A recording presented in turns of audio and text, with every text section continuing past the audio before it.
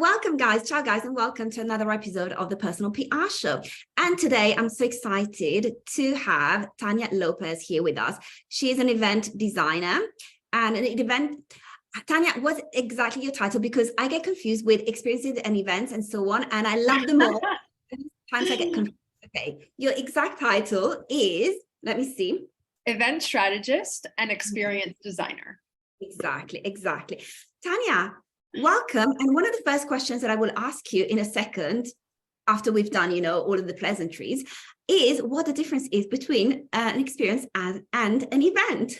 So then we clarify all of this from the very beginning. But first of all, welcome. And you are in Bali, right? I'm in Bali, yes. It is 6 p.m. in Bali here. Wow, so late already. Wow. So the week has already started for you. You already have your Monday behind you. That is good. Awesome. And of course, I have to mention this, guys. Tanya is my lovely mentor. In 2022, we worked together in two capacities. Number one, we worked together one-to-one. It was amazing. I learned so much from her. I had no clue about business, no clue about anything. And Tanya really initiated me into this space, number one. And number two, then towards the end of the year, I attended Tanya's mastermind. And that was amazing. And met amazing people through her as well. She was able to hold space for all of us in such a nice way. It wasn't just business. To me, it was also sisterhood. So thank you so much, Tanya, for that amazing experience that I had with you. Yeah. Thank you for those words. It's been so amazing to work with you and to continue our journey in different shapes and forms. And yeah, I appreciate you so much. Yeah, thank you so much. Me too. And of course, I would love to continue working with you. And if I continue working with you this year, then certainly it is going to be about events and experiences. So Tanya, let's get that out of the way. What is the difference between an event and an experience? Yes. Okay. So I'll answer this from a few ways. So an event, as we traditionally think of it, is a gathering of, anywhere from, I would say, 5 people or more. Well, actually, no, I would say 5 people wouldn't necessarily be an event, but maybe 10 people or so more, right? It's an event where people come together. There's a shared vision or goal or whatnot. Now, what I like to encourage my clients to think of is how to turn their event into an experience. Because the truth is that people don't necessarily want to attend an event. They want an experience. Usually they're going to an event because they're seeking some sort of experience. So that's one thing, is like the shape of it is an event. That's how it could be described. But the bigger question, the fun question is like, how do I take that event and turn it into an experience? And the reason that I call myself an experience designer is because I do have a live event production background. So I help people create epic events. But the truth is that as business owners, we're creating many things that are ways for us to engage with our clients that are beyond events, right? So like a coaching container is an experience.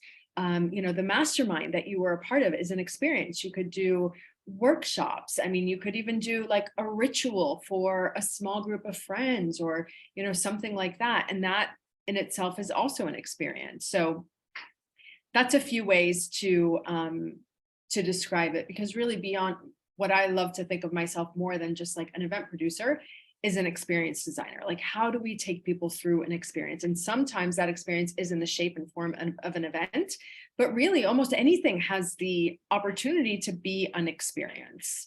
So for me, like the experience is the deeper part. Absolutely, which is where people really connect, right? And I think this is one of the angles that we will cover in this interview. And if you are going through an experience, then of course there's an emotional component, and this is how people connect as well, and then they make memories for life that they will, treasure forever. That is true. But Tanya, before we get into that and we get into the angle that we chose for this particular interview, which is how to design and to fill transformational events, shall we maybe give a little bit of a context to our friends as to how events are important for us when we think about personal PR, which of course we know includes different areas, especially in this case, I would say personal branding. So what is the relation between personal branding and, you know, event design, experience design? And by the way, guys, Tanya and I already covered this a few months ago when she was on the show already. And you can, you know, catch the replay of that. We will be sure to include the links. So there's like a full hour talking about that. But I think that in order to create some context now, Tanya, there's something that maybe we can touch on briefly. What do you think? Yeah, for sure. So I think that part of the way that events tie into building a personal brand is that events can be such an amazing vehicle and way for building your brand, your business, and your community. So revenue, community in terms of the people that love your brand, that are engaging with your brand, that want to work with you. And also, I just really feel that there's no substitute for in-person, face-to-face connection. You know, like when it comes to creating relationships, deepening relationships, nurturing relationships, for delivering some of your most powerful work. You know, I work with a lot of people that are in the transformation. I actually work almost only with people that are in the transformational personal growth space. And for these kinds of things, if you're a teacher, facilitator, healer, anyone in the personal growth space, then I find that it's like the most potent way to deliver your work is live. So I just find it so incredibly valuable for creating connection with people. So in that sense, and you know, connection with your people is such a huge part of building your brand, you know, of building that relationship, of building trust, of trust, one of the most important things. Yes, totally, absolutely. And oh my God, I love this. So we have established the importance, you know, of events for you know, to build your personal brand, a strong personal brand. So now everybody, let's say everybody who's watching us has decided, yes, I'm going to go into events, right? I want to really, you know, expand my personal brand and make it stronger also through the tool of events and experiences. So how do we, Tanya, you know, design and fill a transformational event? Yeah. Yes, I'm happy to elaborate on that. And one more thing, when it comes to, I'm just thinking back to the last question about building personal brand.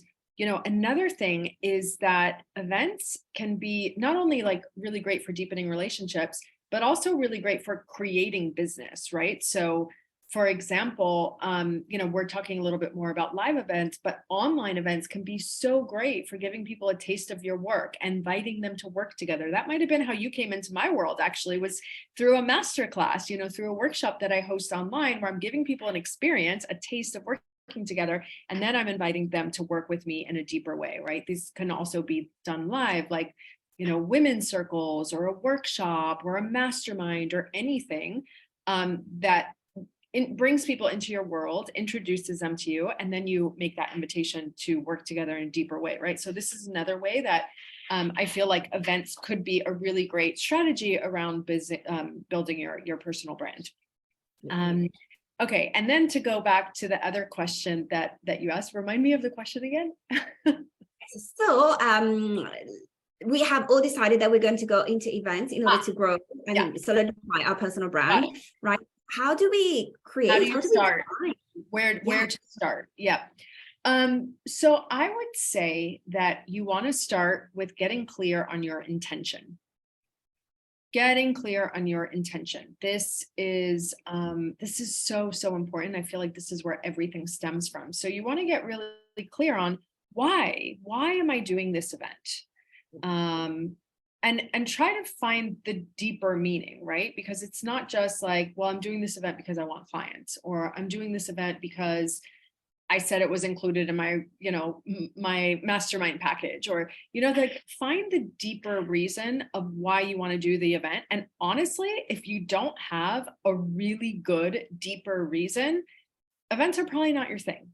There's so many other things that you can do that can meet another goal. I think if you're going to do an event, there has to be a really clear and good and strong why. Like some of the things that I mentioned before, right? Like you really want to build that build and nurture that strong, deep face-to-face connection. You want to deliver some of your most powerful work in a live setting. You want to use the power of events to build your community. These kind of things. You want to take people through a really deep, transformative journey and experience, and you feel like the best setup for that, the best delivery method for that is going to be an event. It's not going to be online. It's not going to be in a course. It's not going to be in a video. It's going to be live, right? So get really clear on the intention for why you want that event. And then get really, really clear on who that event is for. As in specific detail as you can get, because there's a lot of parallels in, and you know that I also do like more general business coaching, and there's a lot of parallels in like niching and how that applies to events, that people just think like, oh, my event is for anyone, but the truth is your event is not for everyone.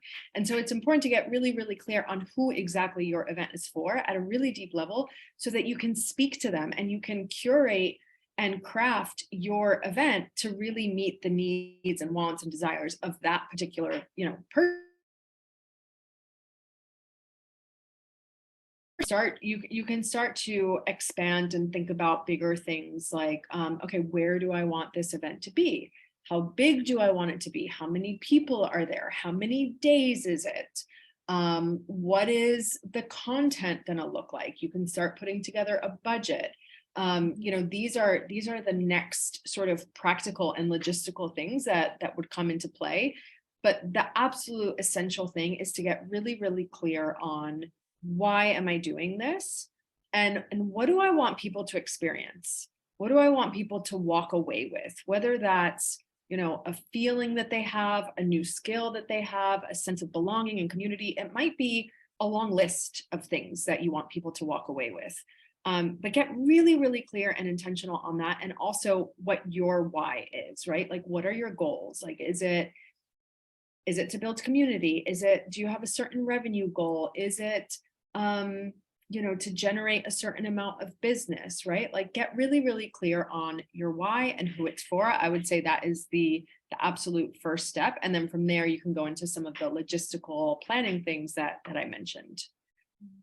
Definitely love it. Wow. So it's like business. We need to be really, really strategic when it comes to events as well. And I love what you said about the benefits of events. So it's about creating community.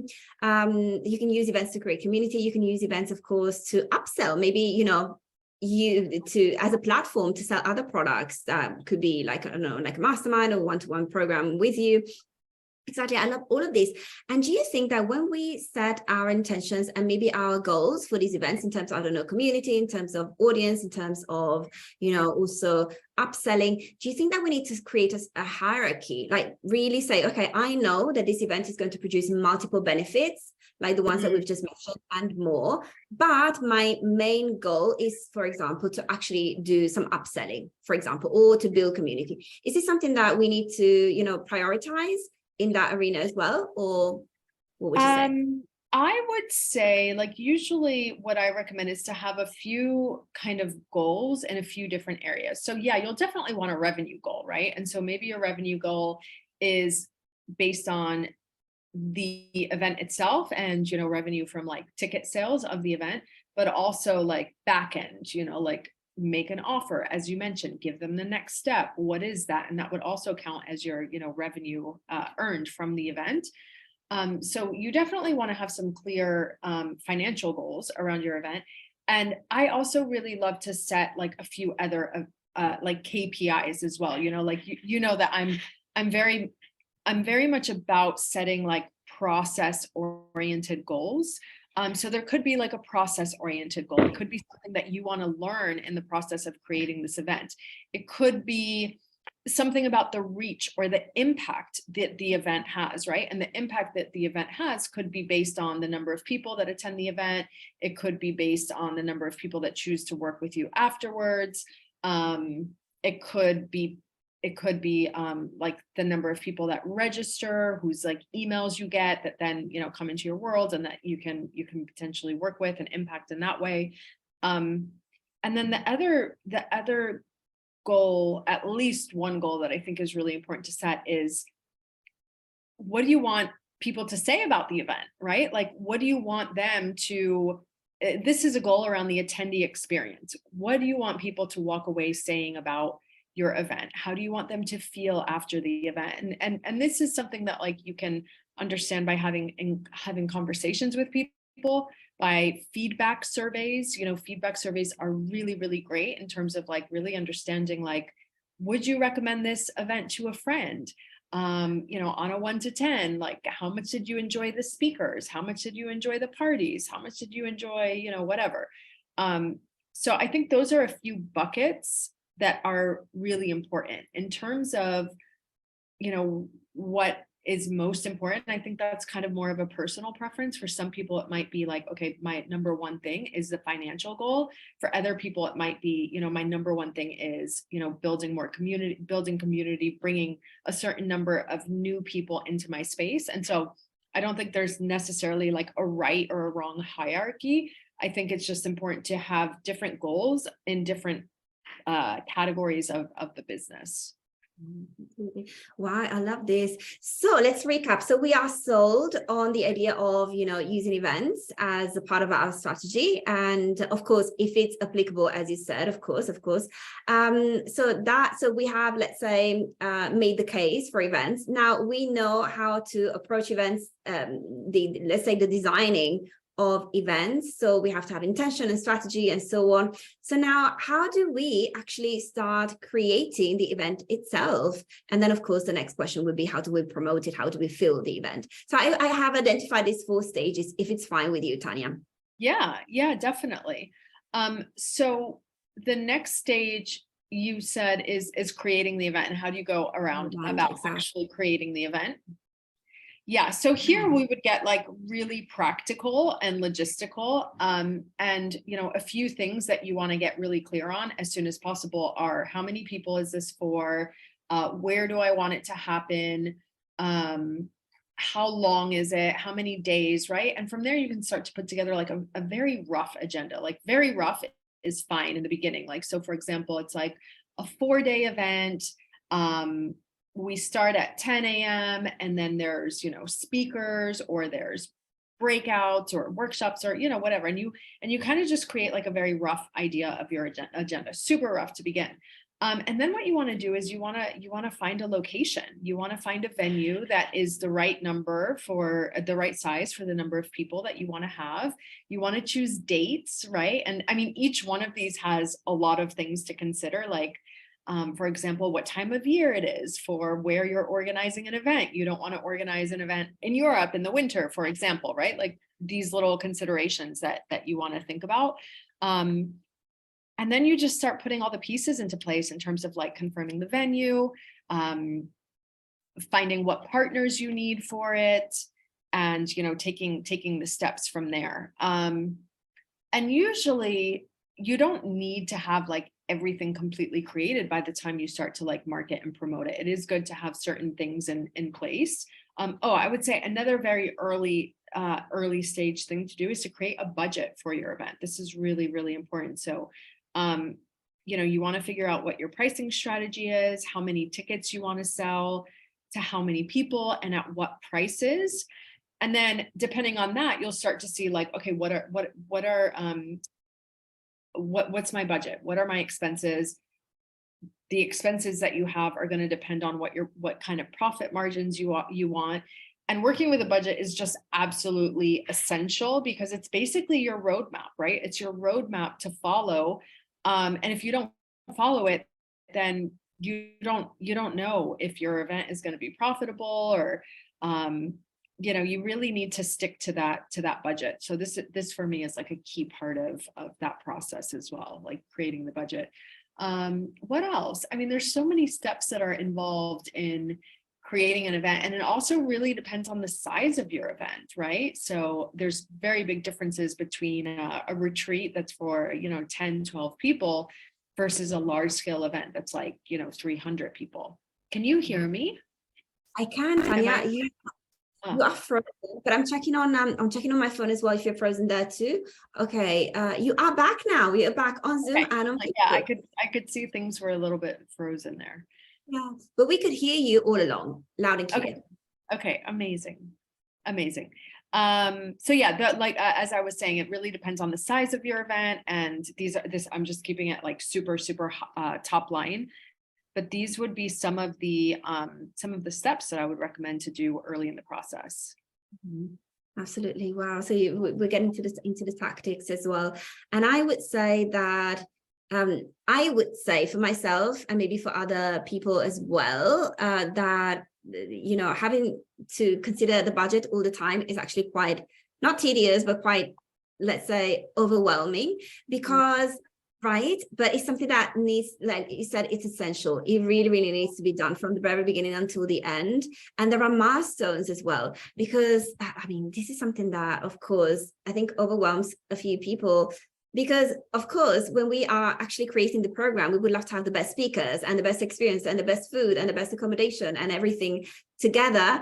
And I'm always a person that wants the best out of everything. And it's something that, sometimes is a little bit too much, but then maybe I would find myself overspending on this event. And then maybe you have already committed to all of these expenses, but then you see that maybe the sales is not going as expected, like not selling as many tickets. Oh my God, what do we do then? Do then? Is it a situation that you find yourself consulting your clients on? Yeah, this is a great question, and it's kind of like a pitfall that is common when organizing events, and it's a big challenge and stressor to people, is like the financial risk that they think that they're taking, doing an event. So my recommendation around this is create your budget and be ambitious but realistic with what you think you can do in terms of ticket sales and number of attendees. One mistake that I see people making is that they come in and they've never run an event. They don't have a solid list. They don't have like a warm, engaged list. They haven't run events before, and they're like, I want a 500-person event. This is not what I would recommend. I would recommend setting a goal that's, again, ambitious but realistic based on your size, like your not only like how many people are in my network and how many Facebook friends I have, but how many people would actually buy my service, right? Because there's people that are not even really operating as a business, for example. So you can't necessarily count your 5,000 friends as like people that are on your list, right? So you have to look at how many engaged people do I have around this current offer. And it's okay to start with small events. I actually highly recommend starting with small events. Even starting with like a 20-person event, a 30-person event, like something that you feel like it's stretchy, like, because creating an event, especially if you haven't done it before, it can be stretchy. But it's also exciting. It's like, I can do this. So starting with something there, and then like really delivering an amazing experience, over delivering, focusing on that, just like the main focus. Don't worry about your profit margin so much the first time around. Focus on delivering an epic experience. And then from there you can grow, right? You can then start to focus on profit margins as you go on. But my one of my recommendations is to start small, aim big. So you still have that big picture vision for the near future, but you're starting at a place that you feel is achievable for you. So that's one big recommendation. Beyond that, to answer your question a little bit further in terms of what if you've committed to these expenses and then you're not selling tickets? So what I would recommend here is, when you put out your budget, I would have like your essentials, your essential expenses. This is like things you have to pay, right? Like your venue, food, the very essential things that you need, like rooms for your staff, flights for yourself, like these kind of things. And then you figure out that part of it. And then you can kind of start to add on layers as you sell more tickets. It's like, okay, now I can add those fireworks that I wanted, for example, right? Or now I can add that really fun excursion that I wanted, or, that performer that I wanted, or I can upgrade, the LED screens or whatever, right? Like once you start to get that cash flow. So that's one way that you can kind of scale your budget up and down. There was something else I was going to say about that. Oh yeah. I mean, again, this is like super, super tactical, but another thing is what I will often do is kind of underestimate, like go with the lower. If I think my event might be 30 to 50 people, I'll confirm 30, but I'll tell all my partners, like the venue, the event, like my different partners, like, transportation or caterer or whatever. It's a 30 to 50 person event. So let's start at 30 and I'll let you know if I want to increase it based on ticket sales, right? Like that's much better to do than to tell them 50. And now you have like contracts and financial obligations and you can't reduce that.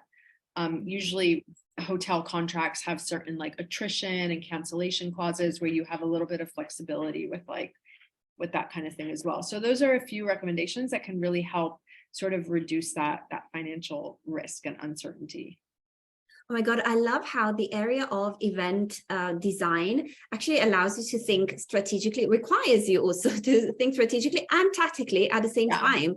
It's a beautiful mix of two dimensions. Yeah. Wow. Yeah, That's why it's true. so much.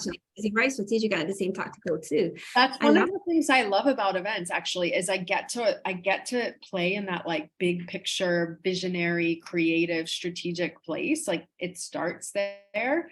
And then I get to like get into like the nitty gritty and the tiniest little details, like, what flowers are there, or what time this particular thing is, and it's funny that you pointed that out because I really love that about events. Yeah. Well, probably this is one of the reasons why you like them so much and why you thrive in them. You're so super successful in them. Wow, this is amazing. And by the way, going back for a second about the essential expenses that you mentioned, right? So you recommended that we maybe distinguish essential expenses from maybe, let's say, nice to have expenses for nice to have items, for example, that particular performer that you would like to have on the event, right, on the experience. And in terms of promotion and communication, right, because when we start promoting an event, of course we want to showcase how amazing it's going to be, and then maybe we have attempted, so to say, to already include that particular performer that we want to invite. We want to already, announce to the world that they are going to be there. Mm-hmm. But we can't be 100% sure that they will be there because first of all, we need to check how many tickets we're selling. So we need to keep an eye on our budget. So how do we do that? Is there a strategic way for to make this kind of announcement? Yeah, I think there are. I think that when you start out in the earlier phase, it's really important to include like the bigger picture of the bigger vision of the event, right? Like what do people get out of it? What is the vibe? What are the intentions? What are they going to experience? What is the agenda? For example, even the agenda, you don't need the specifics of, but I think it's really important to start there because what I found is, again, people come for the experience. They come for the experience that you're creating. They come for connection and community as well. So when you can really play up the aspect of community, you can play up the overall, journey and experience that you're going to be delivering. I feel like that's what's most important. In my experience, like, at the end of the day, they're not going to come because a particular performer is going to be there. I mean, when I would organize A-Fest events, we would sometimes have, many tickets sold. We would sometimes sell tickets before people even knew the location, right? But it was because they knew that we were creating a certain experience that they wanted to be a part of, right? So of course, like that came after years of, and you have the Mindvalley brand behind it. But I think you can just really speak to the experience that you're curating, what people get out of it, what the focus on community, because I really recommend that if you're doing an event, like I can't even think of an event where you wouldn't want community to be an aspect of it. okay, maybe I just thought of some really random example, but like you want community to be a part of the event, right? So like you can play up the experience. And then as things happen and are confirmed, you know, a certain speaker is confirmed or a certain performer or whatever, then that kind of gives you more like, just more milestones to share as the event progresses. But you don't have to have all those things like dialed in when you're starting to promote the event. Okay, that's great. Awesome. So we can announce, for example, if we then see that we do have the budget for that particular performer, then maybe a few months after the first announcement, then we can say, oh, by the way, breaking news, you know, this particular performer has joined us and is going to be, you know, there at the event as well. Okay. Yeah. Yeah. And Tanya, I think that we have got to phase number 4, which is the promotion. We've talked about the promotion of the event a little bit, but is there anything else that we need to consider? How can we make sure that we actually fill this event? What are the strategies when it comes to communication? Yeah, definitely. I think this is probably the part that stresses people out the most is like, you know, they have the idea for an event, they have the vision for an event, they know who they want there, they know what they want to deliver. And there's like that fear of, can I fill this? You know, can I sell all the spots? And so that fear is normal. And I would say like you approach it as you would any other, you know, offer or program that you're selling. You want to get really, really clear on who it's for. You want to get really, really clear on what are they going to get from attending it, right? Like what are the results and benefits that someone is going to get from your experience? What are they going to walk away with? And you want to like really know and understand this at a deep level so that you can communicate it. So I feel like effective messaging and really speaking to the heart of your ideal attendee is super important. And this is, you know, a lot of the concepts that apply to events are very similar to business. So if you're a coach if you're a coach of any kind, you're going to get some of these principles in terms of like niching and messaging and marketing and you know, these kind of principles. So I would say like absolutely be really clear on who it's for, be really clear on what they get out of it, speak to that very articulately. Articulately is articulate, and I can't even pronounce the word. You know what I mean?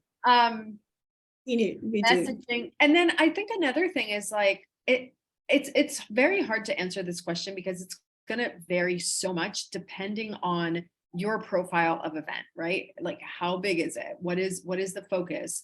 Yeah, there's just so many factors that go into this. And depending on the size of your event, there's going to be different strategies. So one thing that I find works really well for like the smaller events is personal outreach.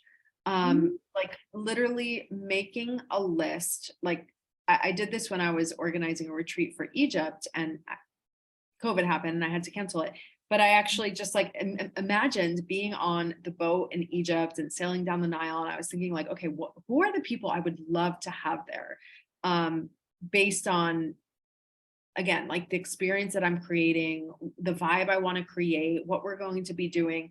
And I wrote down their names and then I just started reaching out to them one by one and said like, hey, I'm so excited about this experience that I'm curating. It's going to be absolutely incredible. And of course, like I believe this. I think this is another really key thing is like really believing in your event, like designing it in a way that you just believe so deeply in the experience that you're going to provide others and the value and the content and, you know, whatever it is around your event, your deep belief in that event and how incredible it's going to be is absolutely crucial. It's just such an important part of it. And then the second part is like transmitting and communicating that enthusiasm to other people, right? One of my mentors says, sales is the transfer of enthusiasm. And I love that. So it's like getting people to see like, this is going to be incredible. And like that coming from a really genuine place. Like I would love to have you there. And that comes from a place of like, I really literally would love to have you there. Like I see you there when I envision this event. And I find that works really well for small, intimate events like workshops, retreats, things up to like 20, 30 people, personal outreach can be extremely, extremely effective.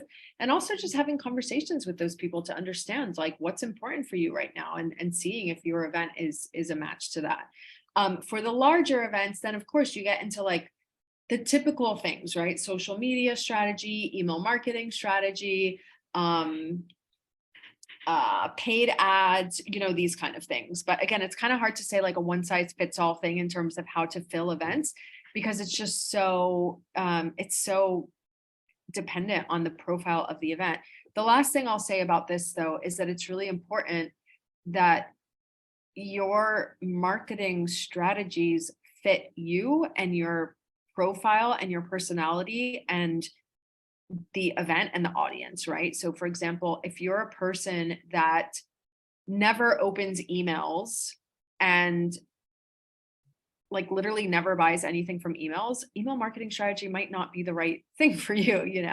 If you're a person that absolutely loves when someone reaches out to you personally, then do that. Like do the things that feel good for you and that feel aligned for you and that are a match based on you and your personality, and also like the kind of person that you're calling in.